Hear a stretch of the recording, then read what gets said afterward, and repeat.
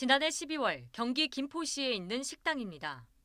부모가 아이 둘을 데리고 저녁을 먹는데 한 남성이 다가옵니다. 이 남성이 14개월 된 아기가 앉아있던 의자를 갑자기 붙잡더니 뒤로 확 넘어뜨려 버립니다. 놀란 엄마가 아기를 재빨리 안아 올리고 아빠는 가해 남성을 뒤쫓아갑니다. 갑자기 뒤에서 이제 우당탕 소리가 나가지고 이렇게 옆을 보니까 아이가 의자가 뒤로 넘어가 있고 아이는 바닥에 이렇게 나뒹굴어 굴러져가지고 자지러지게 울고 있고. 설상가상으로 코로나19 탓에 대형 병원에서 소아 응급 환자를 받지 않아 여러 군데를 돌아다녀야 했습니다. 어렵게 찾아간 병원에서 아이는 결국 뇌진탕 진단을 받았습니다. Zombie apocalypse.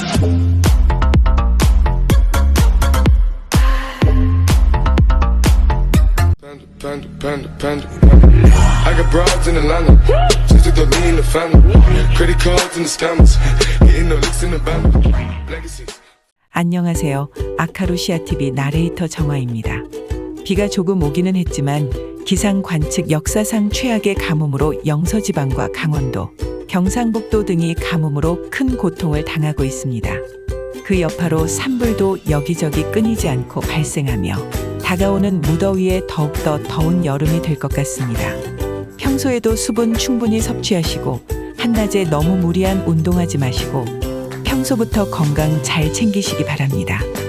오늘은 현대사회를 살고 있는 우리를 더욱 힘들게 하고 범죄를 저질러도 처벌하기도 힘들고 처벌만으로 숫자를 줄이기 힘든 합법적인 범죄자 조현병 환자들에 대한 이야기로 영상 만들어 보았습니다. 사람들의 관계가 단절되고 군중 속의 고독감과 사람들을 제대로 사귈 수 없는 자본주의의 끝판을 달리고 있는 대한민국에서 정신병으로 고통을 당하고 있는 이들이 정말 많은 세상입니다. 시청자 여러분, 조현병이라는 용어는 인터넷이나 방송 뉴스에서 정말 많이들 들어보셨을 겁니다. 대부분의 묻지마 살인이나 폭행, 상해 등에는 꼭 이 조현병이 등장하곤 합니다.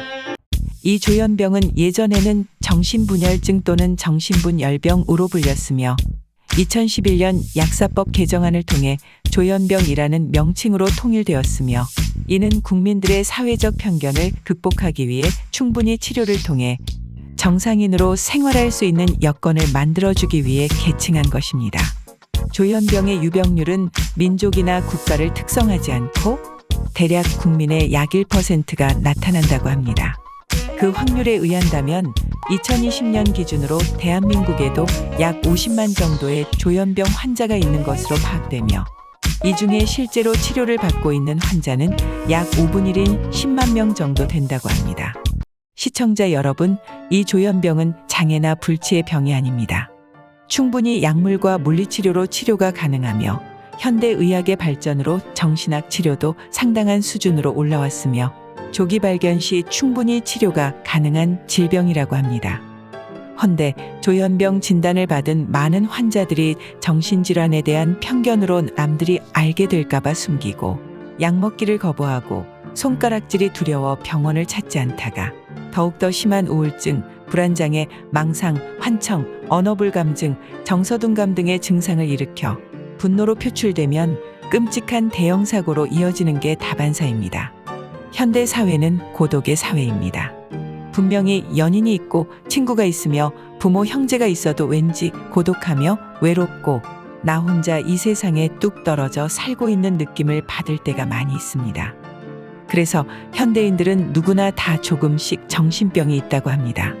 그것을 노래나 취미활동, 교육, 운동, 독서 등등 나름대로의 스트레스나 문화 활동 등으로 해소를 하고 또는 충분한 휴식, 나름대로의 안정 등으로 넘어가서 그렇지 현대를 사는 그 어느 누구도 조금씩의 조현병 증상은 다들 있다고 합니다. 제가 오늘 중점적으로 얘기를 하고 싶은 것은 이 조현병 환자가 큰 범죄나 사고를 쳤을 때 그 피해를 받는 피해자들에 대한 이야기입니다.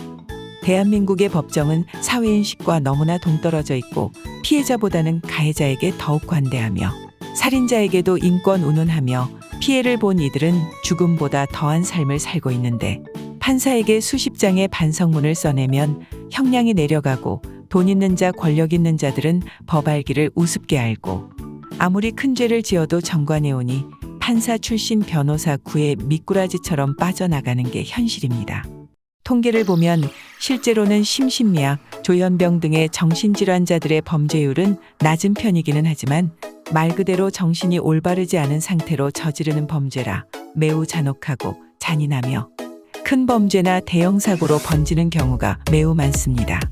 사람을 죽이고도 인식을 잘하지 못하며 주위가 시끄러워지고 사이렌 소리와 군중이 모여들면 더욱더 난폭해지고 환청과 망상을 겪으며 더욱더 난동을 부리기가 십상입니다. 다시 한번 말씀드리자면 조현병은 장애나 불치의 병이 아닙니다. 꼬박꼬박 약을 잘 먹고 정신과를 다니며 치료를 잘 받고 심리치료까지 병행한다면 충분히 치료가 가능한 질병입니다.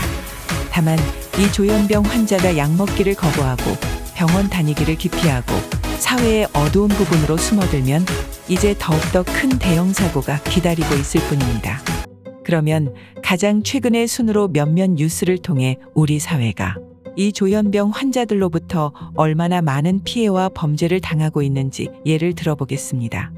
첫 번째, 가장 최근의 뉴스로 2022년 5월 한 식당에서 조현병을 앓고 있던 20대 남성이 14개월 된 아이의 의자를 뒤로 잡아빼 아이가 뇌진탕을 일으킨 사건입니다.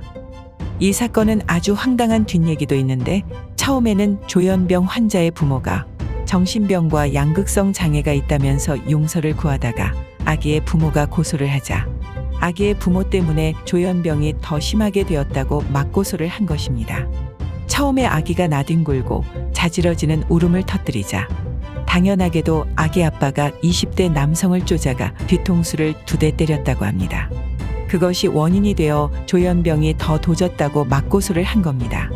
두 번째, 2019년 5월 부산에서 있었던 사건으로 자신을 돌보아주던 60대 친누나를 무참하게 살해한 50대 남성 사건입니다.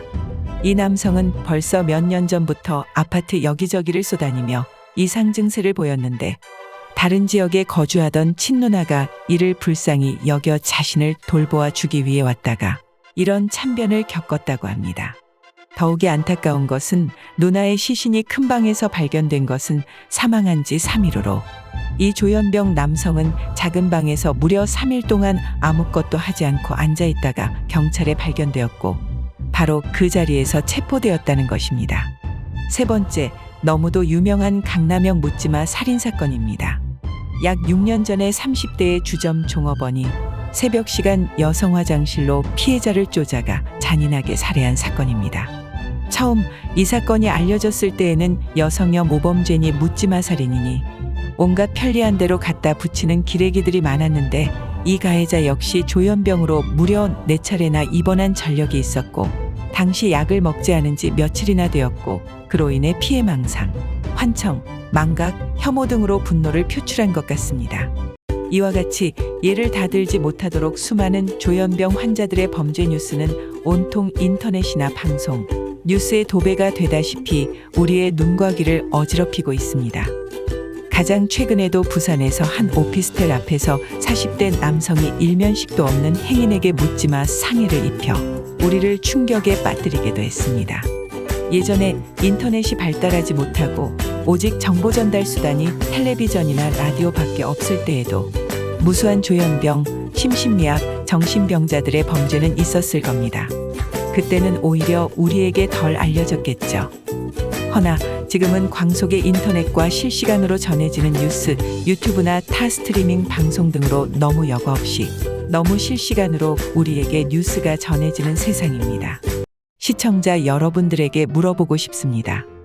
언제까지 이런 조현병 환자들, 심신미약자들에게 일반인들이 공격을 받아야 할까요? 자기가 범죄를 저질렀다는 자각도 없는 조현병 환자들에게 언제까지 우리 사회가 너그러워야 할까요? 서두에서 분명히 말씀드렸다시피 조현병은 충분히 약을 먹고 심리치료를 받으며 충분히 대처를 하면 얼마든지 극복할 수 있는 질병이라고 말씀드렸습니다. 허나 환자 본인이 약 먹기를 귀찮아하고 병원도 가지 않으며 또한 그 보호자조차 방관만 하고 불쌍하다느니 아프다느니 헛소리를 짓거리며 피해를 키우기만 한다면 분명히 그에 대한 대가를 치러야 한다고 생각합니다. 모든 조현병 환자는 반드시 전조 증상이라는 게 있습니다. 매일같이 약을 먹다가 단 하루라도 끊으면 피해망상, 환청, 둔감, 분노 조절 장애 등의 전조 증상이 나타나게 되어 있습니다. 바로 그때 보호자나 관리자가 제대로 대처만 한다면 큰 사고를 피할 수 있고 죄 없는 피해자를 발생시키지도 않을 것입니다. 조현병 환자는 범죄라는 의식 자체가 없기 때문에 한번 사고를 일으키면 대형 사고나 큰 피해를 일으키고 진압하기도 매우 어려우며 수많은 피해자를 발생시키곤 합니다.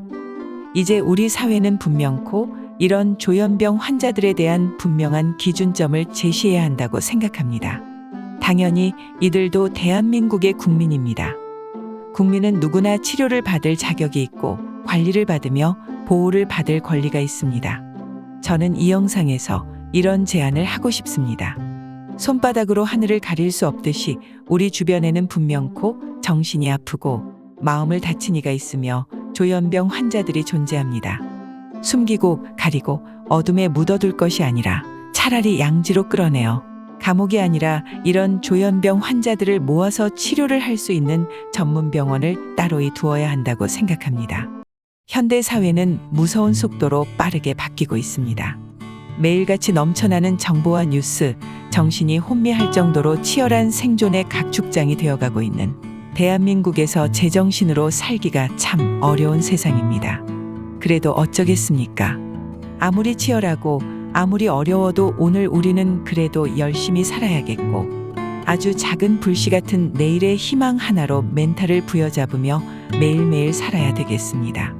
내일은 내일의 태양이 또 뜨지 않겠습니까? 이상 각박한 현대사회를 살고 있는 여러분들에게 용기 내시고 늘 웃음 잃지 마시고 가끔 하늘을 한번 우러러보기도 하고 내가 약간의 조현병 기질이 있다 하더라도 크게 한번 웃으시고 더욱 밝은 내일을 맞이하시기 바랍니다. 이상 지금까지 아카루시아TV 나레이터 정화였습니다. 끝까지 시청해 주셔서 감사합니다. 안녕히 계십시오.